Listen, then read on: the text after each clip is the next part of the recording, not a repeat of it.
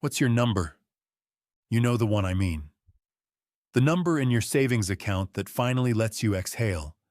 The job title that finally makes you feel like you've made it. The square footage of the house. The number of followers. The valuation of the company. That magic number where the anxiety finally stops. Where the hustle ends. We all have one. A secret finish line we're sprinting towards, believing that on the other side lies a place called enough. A place where we can finally rest, eat, drink, and be merry. But what if I told you that the finish line is a mirage, and that the relentless race toward it isn't just making us tired, it's making us spiritually anorexic? We are the generation of the hustle, the architects of the side gig, the masters of the multi-hyphenate career. We've optimized our mornings, biohacked our bodies, and curated our digital lives into highlight reels of productivity and success. And on the surface, it's working. We are building bigger barns than any generation before us. But beneath the surface, there's a quiet epidemic of burnout, of high-functioning anxiety, of a deep, gnawing sense that we're doing everything right, but somehow feeling hollowed out. We're more connected than ever, yet studies show profound loneliness. We have access to endless opportunities, yet feel a paralyzing lack of purpose. It's the great paradox of our time.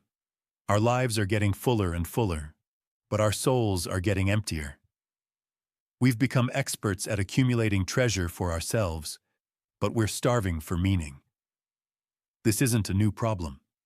In fact, one of the most chillingly relevant psychological warnings about this exact struggle comes from a 2,000-year-old story. It's a short parable about a man who achieved everything he ever wanted. A man who was, by all accounts, the most successful entrepreneur of his time.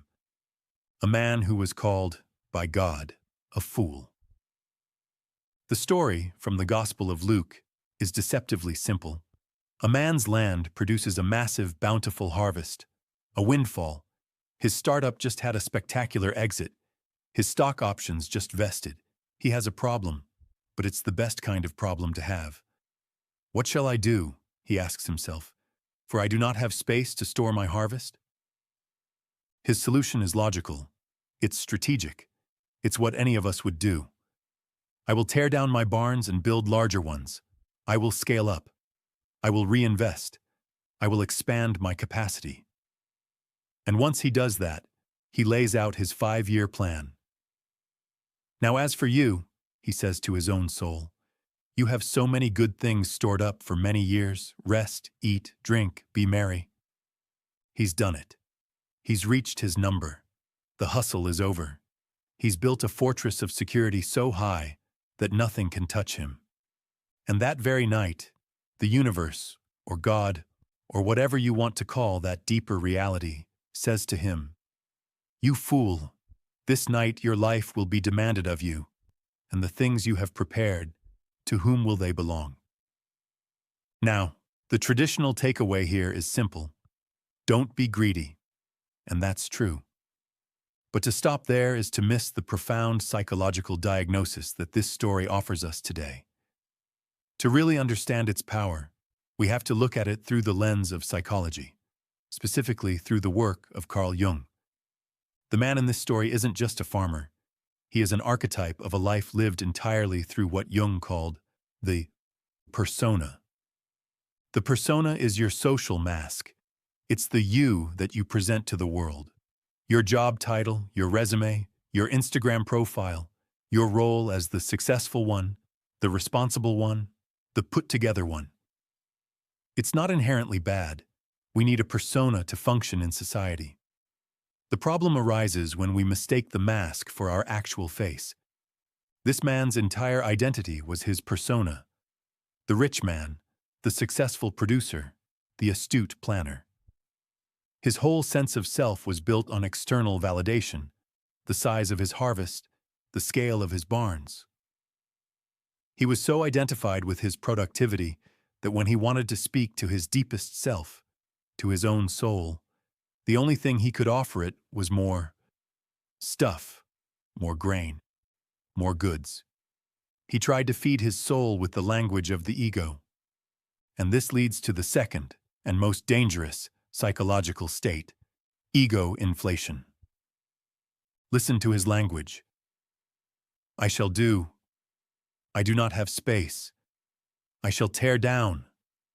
I shall store. I shall say to myself.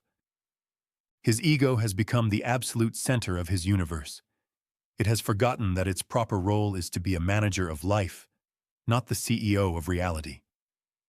An inflated ego has lost its connection to what Jung called the self, the true, wise center of the psyche. The self is the part of you that asks the bigger questions. Not just how much can I accumulate, but what is the meaning of my life? Not just what do I own, but who am I becoming? The story ends with the devastating question, and the things you have prepared, to whom will they belong? This isn't just about his material possessions. It's a psychic question. All that energy, all that planning, all that life force you poured into building a bigger barn for your persona. Who does it benefit? What part of you did you actually nourish? The story tells us he was not rich in what matters to God. In Jungian terms, this means he was not rich in what matters to the self. He had no inner life, no capacity for reflection, no sense of purpose beyond accumulation, no relationship with the deeper, eternal parts of his own being. He had a magnificent barn, but his soul was homeless. This brings us to the tragic core of the parable. It's a story of failed individuation. Individuation, for Jung, is the lifelong process of becoming your true, whole, unique self. It's the journey of integrating all the parts of you, your light and your shadow, your conscious and unconscious, into a complete human being. Jung often said this journey has two distinct halves.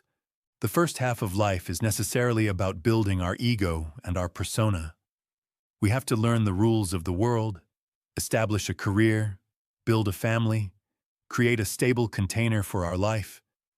It's about building the barn. And the rich man was an A+ student of the first half of life. But then, usually around midlife, the psyche starts to call for something more.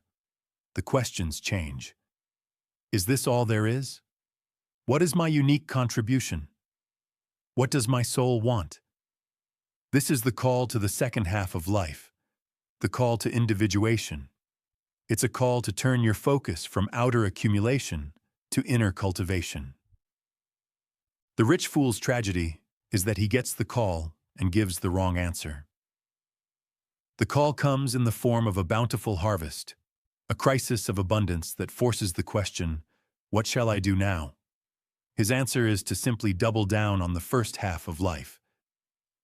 He decides to build a bigger barn. He refuses the call to grow, to deepen, to become anything other than what he already is. He chooses to remain a successful persona, and in doing so, he sentences his self to death.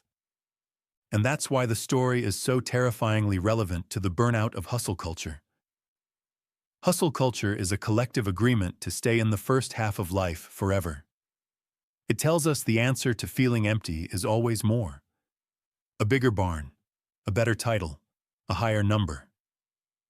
It traps us in a loop of accumulating treasures for a persona that can never be satisfied, while the deeper self, the part of us that holds our true purpose and joy, starves for attention. So what do we do? How do we avoid becoming modern-day fools, sitting atop a mountain of achievements but feeling bankrupt inside? The story gives us the answer in its final haunting line. We must become rich in what matters to God, or rich toward ourself. This isn't about abandoning our ambitions or our responsibilities. It's about changing our inner posture. It's about making the cultivation of our inner world the primary project of our lives. It means building a different kind of barn, an inner barn, a soul barn, a place to store the things that actually nourish you. What does that look like? It means consciously making space in your life for things that have no immediate productive value. It's the hour spent in silence instead of on email. It's the difficult conversation you have to integrate a part of your shadow. It's the creative project you do just for you, with no goal of monetization. It's cultivating compassion, forgiveness, and self-acceptance.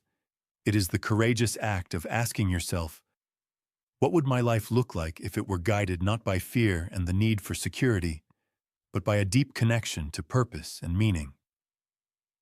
I want you to ask yourself 3 questions. First, if you took away your job title, your savings, your online profile, what would be left of you? That's a scary question, but it gets you closer to the self.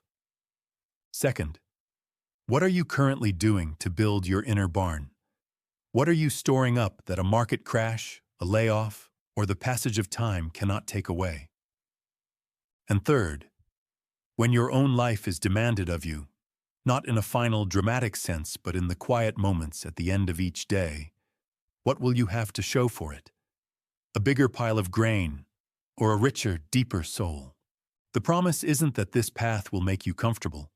In fact, it's often the opposite. It requires wrestling with your own shadow and questioning the assumptions you've built your life on. But it is the only path to building a life that isn't just successful, but is also meaningful. A life that doesn't just look good on the outside, but feels good on the inside. A life that is truly, deeply rich. Thank you.